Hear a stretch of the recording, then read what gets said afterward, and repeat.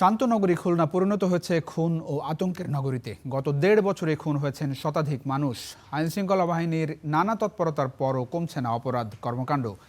একের পর এক খুন আর অপরাধ চক্রের আধিপত্যে উদ্বিগ্ন সাধারণ মানুষ।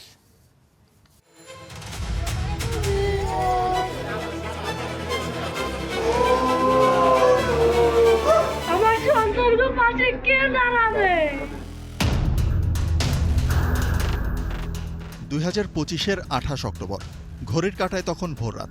সন্ত্রাসীদের গুলির শব্দে ঘুম ভাঙে খুলনা নগরের দৌলতপুর থানার মহেশ্বর পাশার এলাকার বাসিন্দাদের।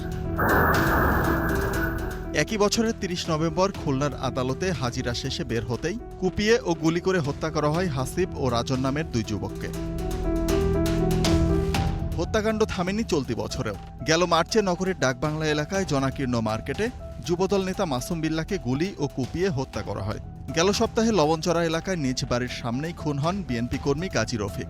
সবশেষ ১৪ জুন দৌলতপুরে মসজিদের ভেতরেই গুলিবিদ্ধ হন স্থানীয় ব্যবসায়ী লোকমান হাকিম ও আলম মণ্ডল। এর বাইরেও নগরীতে মাঝে মধ্যেই ঘটছে হত্যাকাণ্ড। এটা একটা লাশের নগরীতে পরিণত হয়েছে, যেটা জনজীবনে খুবই আপনার ত্রাস ভয়ের কাজ করছে। আমরা যে পার্কের গেটের সামনে দোকানদারি করি, ঠিক মতন আমরাও আতঙ্কে থাকি। জীবনের কোনো নিরাপত্তা নাই। সাধারণ জনগণের চলাফেরার জন্য আমরা অবশ্যই আইন শৃঙ্খলা বাহিনীর সহায়তা চাই। একের পর এক গুলি ও হত্যাকাণ্ডের ঘটনায় উদ্বিগ্ন সচেতন মহল। তাদের মতে এসবের নেপথ্যে আধিপত্য বিস্তার, চাঁদাবাজি সহ মাদক ব্যবসার নিয়ন্ত্রণ। আইনশৃঙ্খলা বাহিনীর ভূমিকা নিয়েও প্রশ্ন তুলেছেন তারা। ঘর থেকে মসজিদ পর্যন্ত কোথাও আসলে মানুষ নিরাপদ নয়। আমাদের কাছে মনে হয়েছে যে আইনশৃঙ্খলা রক্ষাকারী বাহিনী হয় তাদের ইচ্ছার ঘাটতি আছে, অথবা পেশাদারিত্বের ঘাটতি আছে, অথবা তাদের দক্ষতার ঘাটতি আছে। ঘটনা যাই হোক, এখানে আইনশৃঙ্খলা রক্ষাকারী বাহিনী সম্পূর্ণরূপে ব্যর্থতার পরিচয় দিয়েছে। সিংহভাগ হত্যাকাণ্ডই হচ্ছে মাদক সংশ্লিষ্ট, এবং এরপরে যেটা হচ্ছে ব্যবসায়ীদের তারা চাঁদাবাজ উপরে তারা ফোন করছে, হুমকি চাঁদাবাজি করছে, এবং বিএনপি কর্মীদেরকে শেষ পর্যন্ত হত্যা করছে।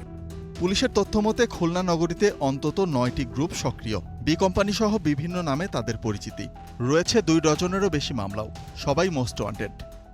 এই বছরে যে ১৪টা হত্যাকাণ্ড সংঘটিত হয়েছে, তার মধ্যে ৭টি হত্যাকাণ্ড পারিবারিক বিরোধ থেকে।